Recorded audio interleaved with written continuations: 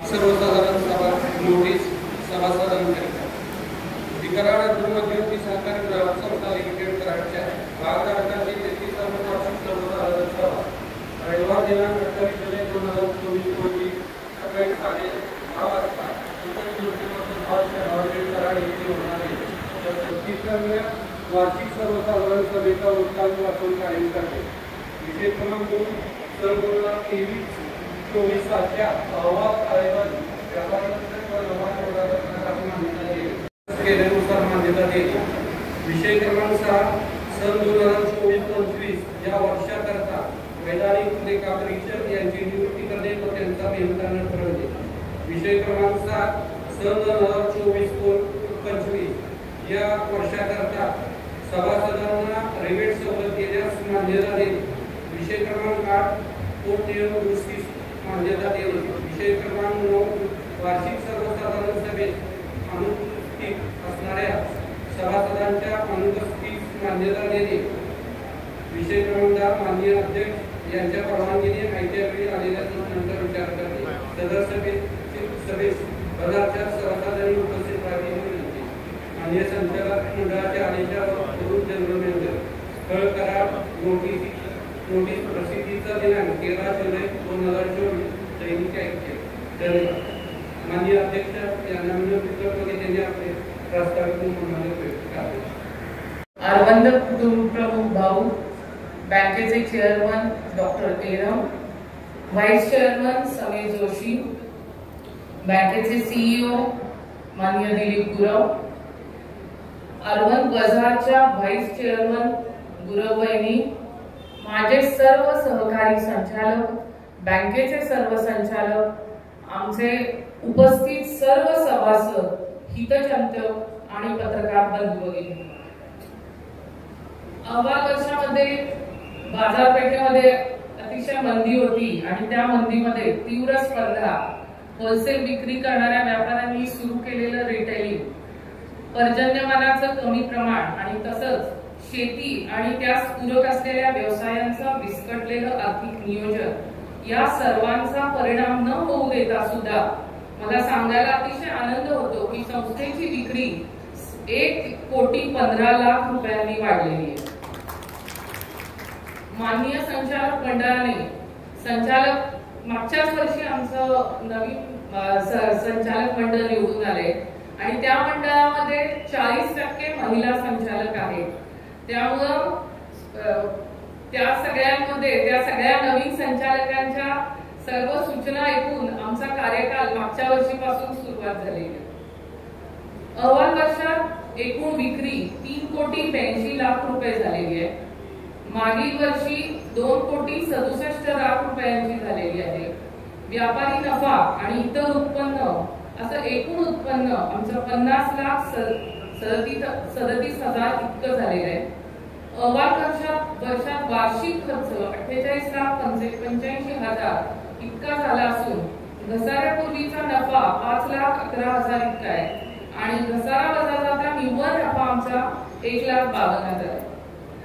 आर्थिक वर्षात आमच्या टोटल 10 सभा झाल्या. खरेदी समितीच्या 4 सभा झाल्या आणि त्या सगळ्यांमध्ये ओव्हरऑल आम्ही सगळा विचार करून निर्णय घेत असतो. अहवाल सालामध्ये व्यक्तिगत सभासद आमचे 3,519 आणि 16 संस्था सभासद असे मिळून आमचे 3,535 असे सभासद आहेत. धान्य महोत्सव आम्ही दरवर्षी घेतो. तो सुद्धा मागच्या वर्षी पार पडला. त्यामध्ये सगळ्यांना वर्षासाठी लागणारे गहू, ज्वारी, तांदूळ, सर्व प्रकारच्या डाळी, कडधान्य यांची उपलब्धता तर होतेच, तसंच मार्च आणि मे मध्ये सुद्धा आम्ही तो धान्य महोत्सव घेतो. आणि सदर महोत्सवामध्ये वेगवेगळ्या तांदळाच्या जाती जसं दावत बासमती असेल, रेडरा, मावळ, अजरा, इंद्रायणी त्या अतिशय योग्य दरात आम्ही उपलब्ध करून देतो. गव्हामध्ये आम्ही मध्य प्रदेशचा राजवंशी गहू, शिओर गहू, बार्शीचा शालू तसेच दगडी ज्वारी, डाळीमध्ये लातूरची तूर डाळ, चणा डाळ अशा अनेक प्रकारच्या अन्नधान्यांची उपलब्धता आम्ही आमच्या बाजारामध्ये करून देतो. धान्य खरेदी करता ग्राहकांना ताबडतोब अल्प दरामध्ये ही सेवा आम्ही मागच्याच वर्षी सुरू केली आहे की तुम्ही तिथंच घ्यायचं आणि तिथंच तुम्हाला दरून दिलं जाईल. ते मागच्या वर्षीपासून ही सुविधा आहे आणि घरपोच सुद्धा तुम्ही जरी फोनवरून सांगितलं तरी आम्ही ते देत असतो. दसरा आणि दीपावली उत्सव अहवाल सालामध्ये दसरा दीपावली उत्सवाला करता लागणाऱ्या वस्तूंची उपलब्धता सुद्धा आम्ही योग्य दरात केली आहे. या उत्सवादरम्यान ग्राहकांसाठी लकी ड्रॉ कुपन योजना राबवण्यात आली. त्यास ग्राहकांचा उत्स्फूर्त प्रतिसाद मिळाला. दसरा दीपावलीच्या कालावधीमध्ये विविध विभागांची एकूण विक्री 92,59,000 इतकी झाली, विक्रमी झाली होती आणि त्याच्याच विक्री वाढीचा परिणाम आमच्या आर्थिक वर्षाच्या विक्रीवर झाला. अहवाल सालामध्ये सभासदांना आम्ही भाग रकमे इतक्या खरेदीवर 10% सवलत दिली होती आणि तसंच मासिक खरेदी करणाऱ्या सभासदांना आम्ही खरेदीवर 5% आणि ग्राहकांना खरेदीवर 3% सवलत कोणतीही कमाल मर्यादा न ठेवता दिली होती. संस्थेमध्ये आम्ही वेगवेगळे पदार्थ तर ठेवतो, म्हणजे या दृष्टीने आम्ही 2 कार्यक्रम घेतले. एक तर 20 ऑक्टोबर 2023 रोजी, म्हणजे ज्यावेळेला आपला नवरात्र असतं तेव्हा आम्ही काही सूचना वगैरे अशा घेतल्या होत्या. त्याच्यानुसार आम्ही बदल पण केले. परत आम्ही 15 फेब्रुवारी 2024 रोजी एक हळदी कुंकवाचा कार्यक्रम घेतला होता आपल्या शताब्दी हॉलमध्ये आणि त्यानिमित्तानं काहीतरी फनी गेम्स घेतल्या होत्या आणि विजेत्या महिलांना आम्ही सगळ्या बक्षिसं दिली. शिवाय ज्या दसरा दिवाळीमध्ये ज्यांनी आमच्याकडे मॅक्झिमम खरेदी केली होती अशांना आम्ही काही कुपन्स दिले होते आणि त्यातल्या भाग्यवान ज्या पहिल्या दुसऱ्या ज्या काही आल्या होत्या त्यांना आम्ही पैठणी बक्षीस म्हणून दिली होती आणि तो कार्यक्रम आमचा खूप छान झाला होता.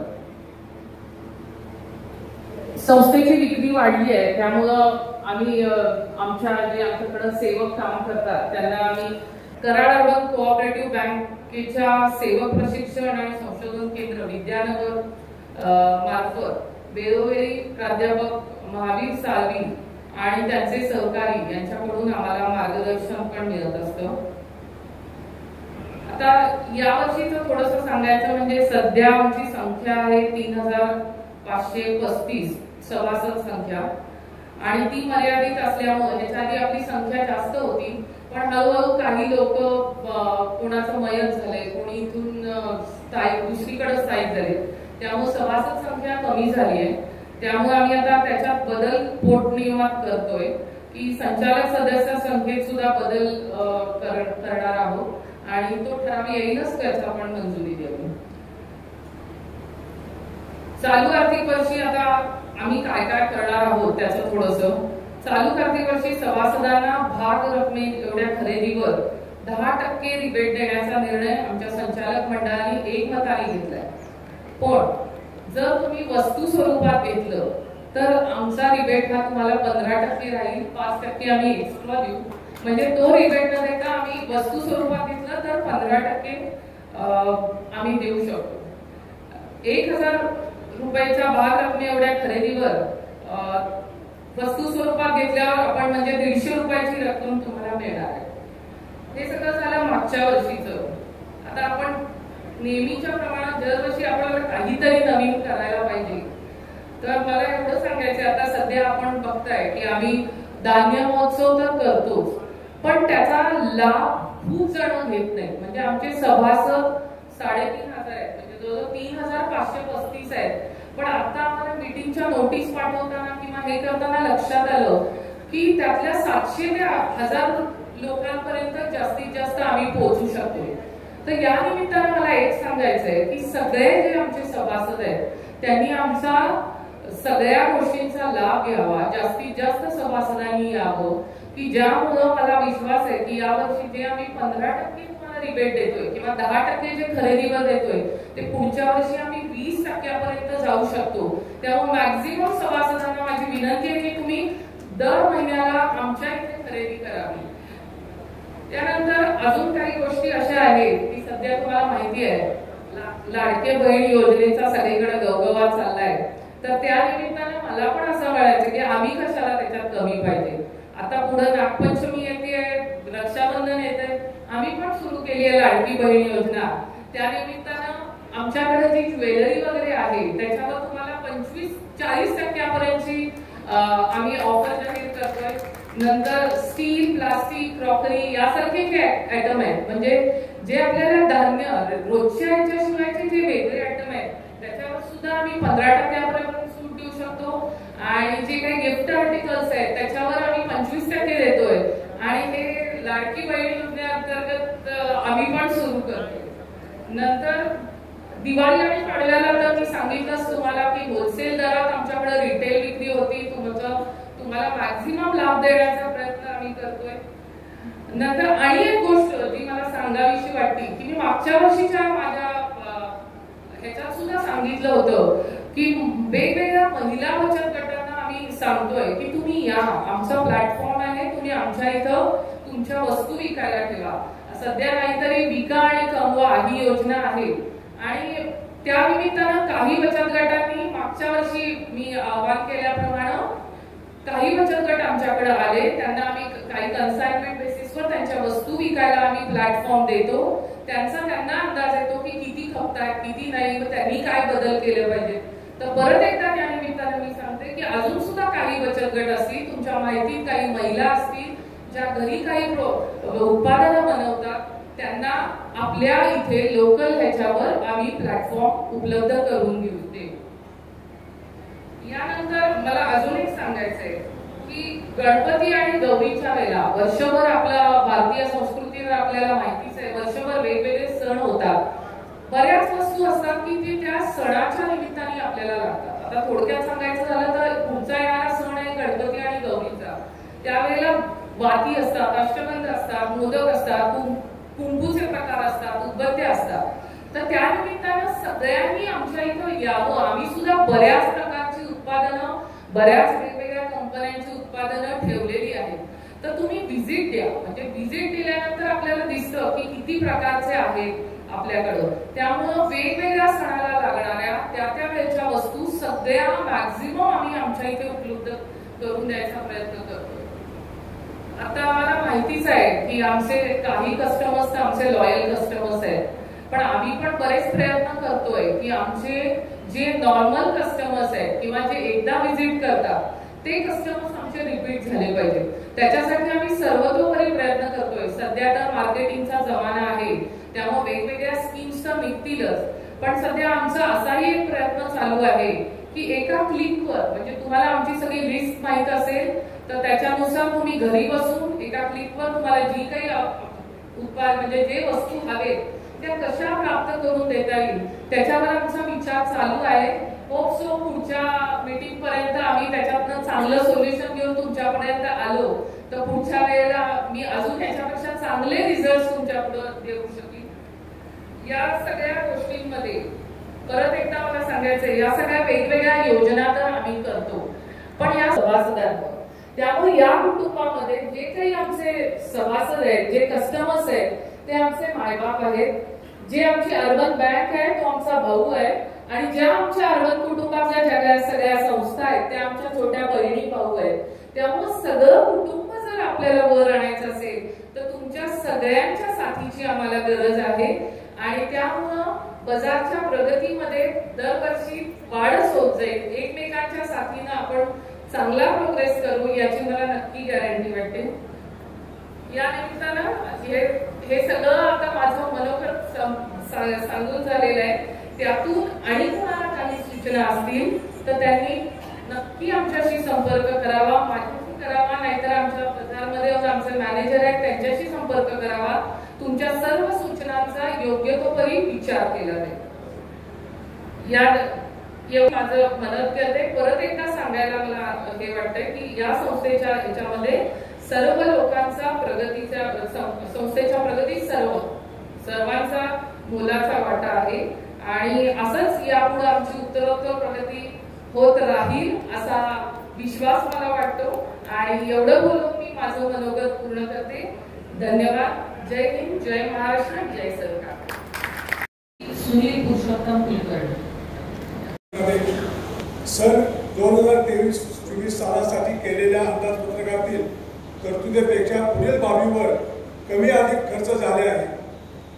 वेतन, भत्ते व ग्रॅच्युटी, जागा भाडे व कर, प्रिंटिंग व स्टेशनरी, वीज बिल खर्च, जाहिरात, सेल्स प्रमोशन, सभा समारंभ व चहापान, विमा या खर्चामध्ये एकूण 2,38,429 रुपयाची वाढ झाली आहे. बँक व्याज व कमिशन स्थानिक प्रवास खर्च. नमस्कार. विषय क्रमांक 4.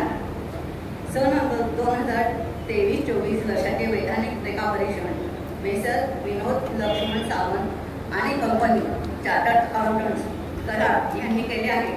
संस्थेच्या एकंदरीत कामकाजाबद्दल समाधान व्यक्त केलेले आहे. अहवालामध्ये त्यांनी किरकोळ दोष व सूचना सुचवलेल्या आहेत. किरकोळ दोष व सूचनांचा दुरुस्ती अहवाल मान्य संचालक मंडळाने तयार केलेला आहे. लेखापरीक्षण अहवाल भाग अ व क यामधील शेड्यास पात्र लावून संस्थे सन 2023-24 या वर्षाकरता लेखापरीक्षण व वर्ग देण्यात आलेला आहे. अहवाल सालामध्ये संस्थेत झालेल्या नफ्याची विभागणी माननीय संचालक मंडळाने पुढीलप्रमाणे केली आहे. चालू वर्षाचा नफा 1,51,786 रुपये, एकूण नफा 1,51,786 रुपये, रिझर्व्ह फंड 25%, 37,947 रुपये, दर चढ उतार निधी 15%, 22,768 रुपये, सेवक कल्याण निधी 10%, 15,179 रुपये, इमारत निधी किंवा अधिकतम निधी 75,000 रुपये, नफा विभागण्याची रक्कम 1,50,894 रुपये, शिल्लक नफा 892 रुपये. सदरप्रमाणे मान्य संचालक मंडळाने केलेल्या नफा विभागणीस मंजुरी. स्नेही सौ शोभा जयवंत खागावकर यांनी अहवाल कालामध्ये झालेल्या नफाविभागणीचा ठराव मांडला. त्यात माझ्या अनुभव ठराव मंजूर. विषय क्रमांक 6. सन 2024-25 या वर्षाकरता वैधानिक लेखापरीक्षक यांची नियुक्ती करणे आणि त्यांचा मेहनताना ठरवणे. सूचक श्री शशिकांत यशवंत गोतपाल. विषय क्रमांक 6. सन 2024-25 या आर्थिक वर्षासाठी शासनाने प्रसिद्ध केलेल्या वैधानिक लेखापरीक्षण तालिकेतील लेखापरीक्षक श्री विनोद एल सावंत आणि कंपनी चार्टर्ड अकाउंटंट यांची माननीय संचालक मंडळाने शुक्रवार दिनांक 28 जून 2024 रोजी झालेल्या माननीय संचालक मंडळाच्या सभेमध्ये ठराव क्रमांक 14 ने नियुक्तीची शिफारस करण्यात आली. चालू वर्ष सभासदांना 8 रक्कमेच्या खरेदीवर 8% रिबेट केल्यात येतात. सदर सवलतीचा लाभ साखर, तेल व तूप वगळून घेण्यात येईल. तसेच रिबेट रकमेची वस्तू स्वरूपात खरेदी केल्यास 15% प्रमाणे सवलत देण्यात येणार आहे. सदर मांडलेल्या सभासद खरेदीवर रिबेट देण्याच्या प्रस्तावास मंजुरी मिळाली. झालेल्या संचालक मंडळाच्या सभेमध्ये ठराव क्रमांक 13 नुसार कोर्ट नियमात संचालक सदस्य संख्येत बदल करण्याचे सुचविले आहे. उपविधीतील प्रस्तावित कोर्ट नियम दुरुस्ती. पहिल्यांदा अस्तित्वात असलेली वाचते. चालू वर्ष सभासदांना 8 रकमेच्या खरेदीवर 8% रिबेट केल्यात येतात. सदर सवलतीचा लाभ साखर, तेल व तूप वगळून घेण्यात येईल. तसेच रिबेट रकमेची वस्तू स्वरूपात खरेदी केल्यास 15% प्रमाणे सवलत देण्यात येणार आहे. सदर मांडलेल्या सभासद खरेदीवर रिबेट देण्याच्या प्रस्तावास मंजुरी मिळाली. झालेल्या संचालक मंडळाच्या सभेमध्ये ठराव क्रमांक 13 नुसार कोर्ट नियमात संचालक सदस्य संख्येत बदल करण्याचे सुचविले आहे. उपविधीतील प्रस्तावित कोर्ट नियम दुरुस्ती. पहिल्यांदा अस्तित्वात असलेली वाचते. कराड अर्बन मध्यवर्ती सहकारी ग्रामीण संस्थेचे आज वार्षिक सर्वसाधारण सभा अनुपस्थित असलेल्या सर्व सभासदांना लगेच मंजुरी देण्यात यावी असा ठराव मांडते. नमस्कार. शिंदे यांनी संस्थेच्या आजच्या आर्थिक वर्ष साधारण सभेस अनुपस्थित असलेल्या सर्व सभासदांच्या रजेस मंजुरी देण्यात यावी असा ठराव मांडला.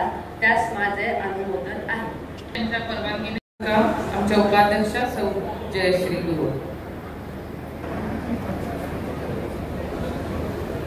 आजच्या वार्षिक सर्वसाधारण सभेसाठी उपस्थित सर्व मान्यवर सभासद बंधू भगिनी, आपण वेळात वेळ काढून सभेसाठी हजर राहिलात व सर्व ठराव एकमताने मंजूर केले याबद्दल मी आपल्या सर्वांचे आभारी आहे.